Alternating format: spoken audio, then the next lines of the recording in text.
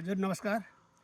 म युग प्रसाद दाहाल कागे अन्तर्गत पबक बस्ती र हामीलाई जुन चाहिँ मौसम विभाग कालिम्पोङबाट जुन चाहिँ मौसम विवरण दिनुहुन्छ र त्यो मौसम विवरणले हामीलाई फाइदाजनक अर्थात् सजिलो भइरहेको छ।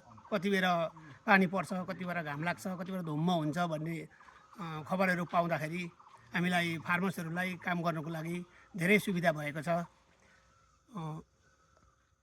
हामी धान रोप्ने टाइममा पानी पर्खेर हाम्रो पानीको व्यवस्था नभएको कारणले गर्दा आकाशमा पानी हेर्नुपर्ने हुन्छ र पानी पर्छ भन्ने उयो आएपछि हामी त्यो पानीमा काम गर्छौँ।